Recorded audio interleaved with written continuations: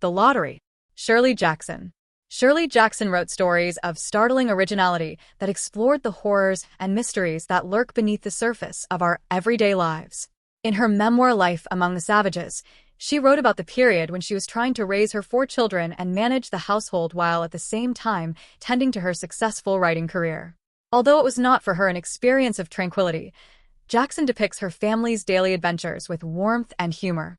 The Lottery, however, which originally appeared in The New Yorker in 1948, was unlike anything people had read before, leading many to cancel their subscriptions and an unprecedented number of readers to write letters to complain about what is now seen as one of the greatest American short stories of all time. The morning of June 27th was clear and sunny, with the fresh warmth of a full summer day. The flowers were blossoming profusely, and the grass was richly green. The people of the village began to gather in the square, between the post office and the bank, around 10 o'clock.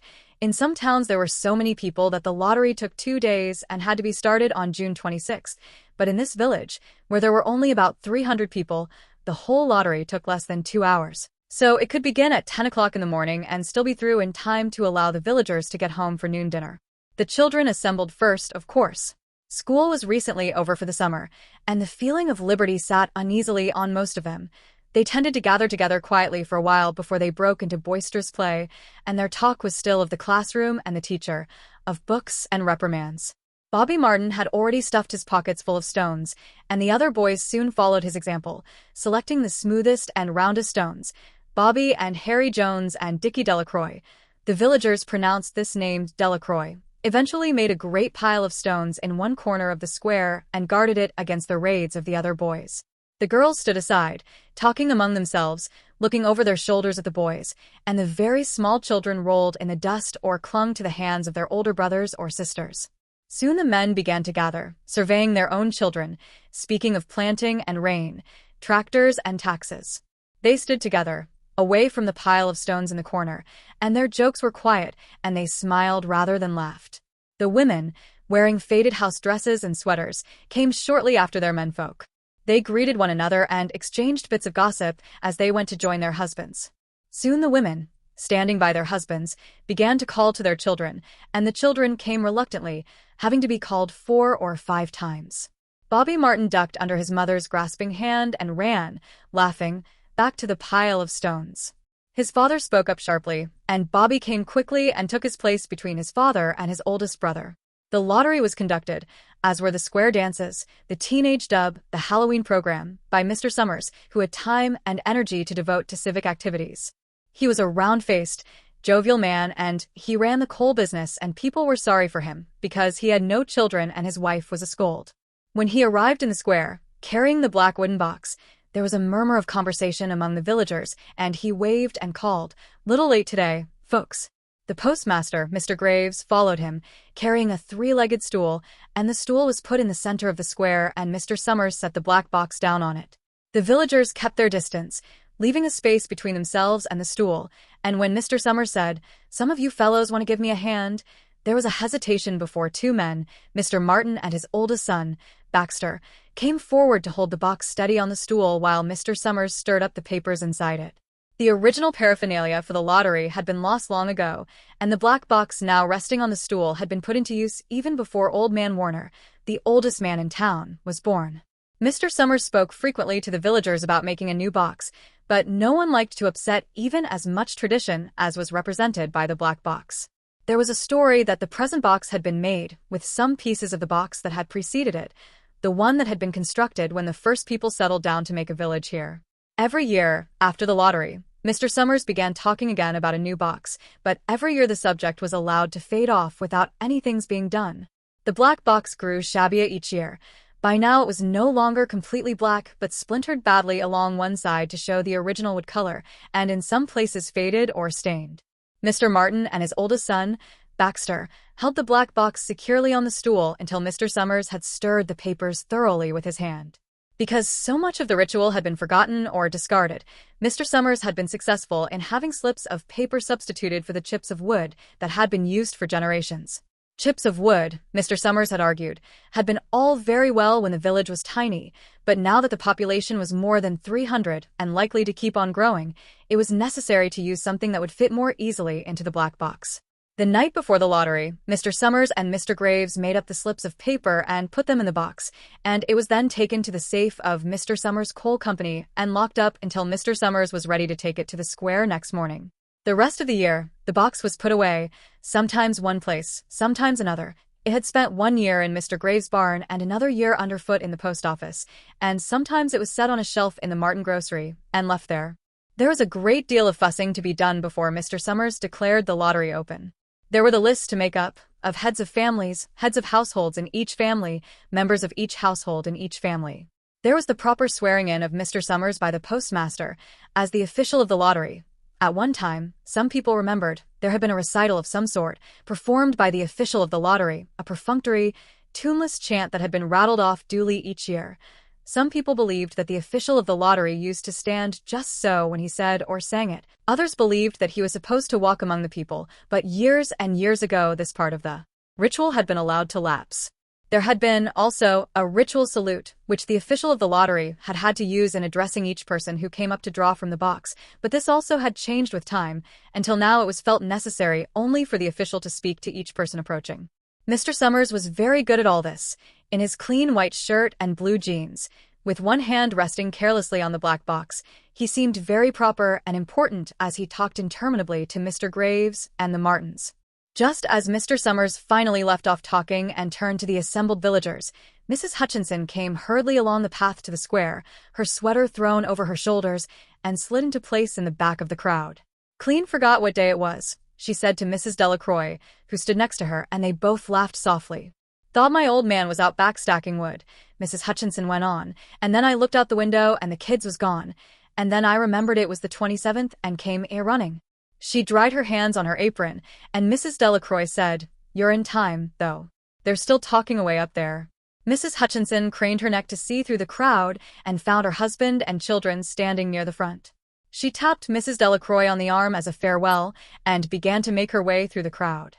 The people separated good-humoredly to let her through. 2 or 3 people said, in voices just loud enough to be heard across the crowd, "Here comes your Mrs. Hutchinson, and's Bill. She made it after all." Mrs. Hutchinson reached her husband, and Mr. Summers, who had been waiting, said cheerfully, "Thought we were going to have to get on without you, Tessie." Mrs. Hutchinson said, grinning, "Wouldn't have me leave dishes in the sink, now, would you, Joe?" And soft laughter ran through the crowd as the people stirred back into position after Mrs. Hutchinson's arrival.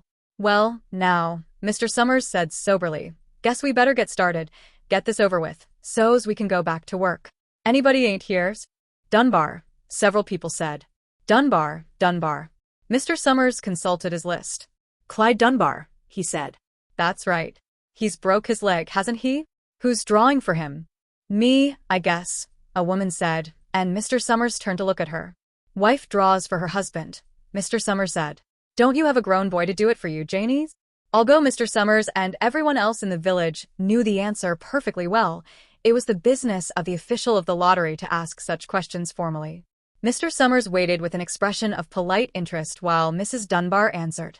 "Horace is not but 16 yet," Mrs. Dunbar said regretfully. "Guess I gotta fill in for the old man this year." "Right," Mr. Summers said. He made a note on the list he was holding. Then he asked, "Watson boy drawing this year?" A tall boy in the crowd raised his hand. "Here," he said.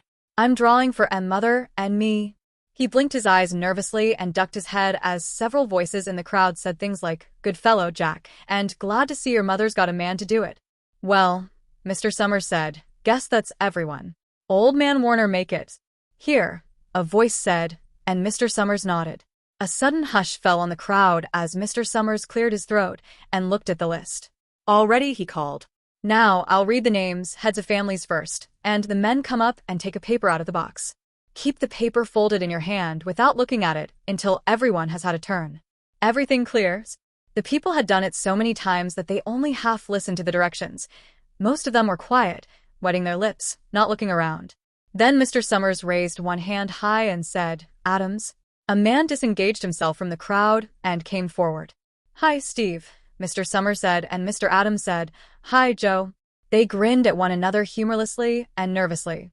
Then Mr. Adams reached into the black box and took out a folded paper. He held it firmly by one corner as he turned and went hastily back to his place in the crowd, where he stood a little apart from his family, not looking down at his hand. "Alan," Mr. Summers said. "Anderson. Bentham. Seems like there's no time at all between lotteries anymore," Mrs. Delacroix said to Mrs. Graves in the back row. "Seems like we got through with the last one only last week." "Time sure goes fast," Mrs. Graves said. "Clark. Delacroix. There goes my old man," Mrs. Delacroix said. She held her breath while her husband went forward. "Dunbar," Mr. Summers said, and Mrs. Dunbar went steadily to the box while one of the women said, "Go on, Janie," and another said, "There she goes." "We're next," Mrs. Graves said. She watched while Mr. Graves came around from the side of the box, greeted Mr. Summers gravely, and selected a slip of paper from the box. By now, all through the crowd there were men holding the small folded papers in their large hands, turning them over and over nervously. Mrs. Dunbar and her two sons stood together, Mrs. Dunbar holding the slip of paper. "Harbert. Hutchinson. Get up there, Bill," Mrs. Hutchinson said, and the people near her laughed. "Jones. They do say," Mr. Adams said to Old Man Warner, who stood next to him, "that over in the North Village they're talking of giving up the lottery." Old Man Warner snorted. "Pack of crazy fools," he said. "Listening to the young folks. Nothing's good enough for them. Next thing you know, they'll be wanting to go back to living in caves. Nobody work anymore, live that way for a while. Used to be a saying about lottery in June, corn be heavy soon. First thing you know, we'd all be eating stewed chickweed and acorns. There's always been a lottery," he added petulantly. "Bad enough to see young Joe Summers up there joking with everybody. Some places have already quit lotteries," Mrs. Adams said. "Nothing but trouble in that," Old Man Warner said stoutly. "Pack of young fools." Martin. And Bobby Martin watched his father go forward. "Overdyke. Percy. I wish they'd hurry," Mrs. Dunbar said to her older son. "I wish they'd hurry. They're almost through," her son said. "You get ready to run, tell Dad," Mrs. Dunbar said. Mr. Summers called his own name and then stepped forward precisely and selected a slip from the box. Then he called, "Warner." "77th year I've been in the lottery," Old Man Warner said as he went through the crowd. "77th time." "Watson." The tall boy came awkwardly through the crowd. Someone said, "Don't be nervous, Jack," and Mr. Summers said, "Take your time, son." "Zanini." After that, there was a long pause, a breathless pause, until Mr. Summers, holding his slip of paper in the air, said, "All right, fellows." For a minute, no one moved, and then all the slips of paper were opened. Suddenly, all the women began to speak at once, saying, "Who is it? Who's got it? Is it the Dunbars? Is it the Watsons?" Then the voices began to say, "It's Hutchinson. It's Bill. Bill Hutchinson's got it. Go tell your father," Mrs. Dunbar said to her older son. People began to look around to see the Hutchinsons. Bill Hutchinson was standing quiet, staring down at the paper in his hand. Suddenly, Tessie Hutchinson shouted to Mr. Summers, "You didn't give him time enough to take any paper he wanted. I saw you. It wasn't fair. Be a good sport, Tessie," Mrs. Delacroix called, and Mrs. Graves said, "All of us took the same chance." "Shut up, Tessie," Bill Hutchinson said. "Well, everyone," Mr. Summers said, "that was done pretty fast, and now we've got to be hurrying a little more to get done in time." He consulted his next list. "Bill," he said, "you draw for the Hutchinson family. You got any other households in the Hutchinsons?" "There's Dawn and Eva," Mrs. Hutchinson yelled. "Make them take their chance." "Daughters draw with their husbands' families, Tessie," Mr. Summers said gently. "You know that as well as anyone else."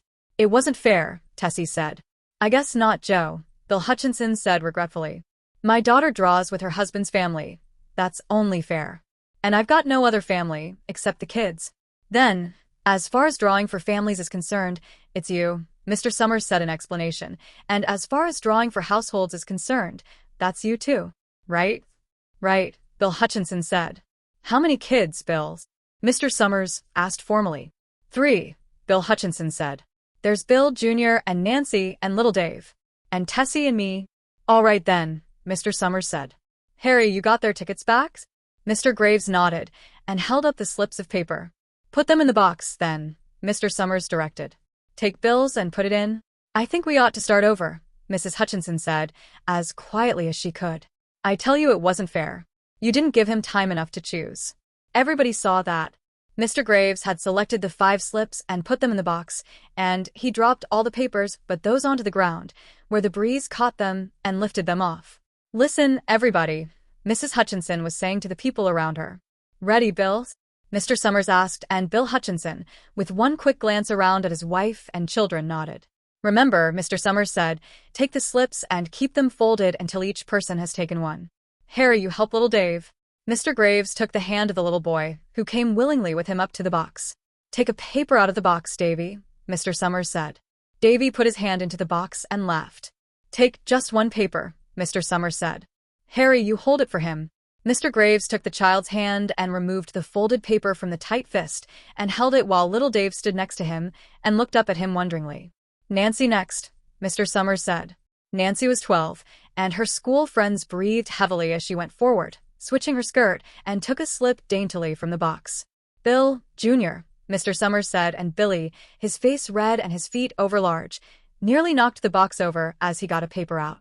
"Tessie," Mr. Summers said. She hesitated for a minute, looking around defiantly, and then set her lips and went up to the box. She snatched a paper out and held it behind her.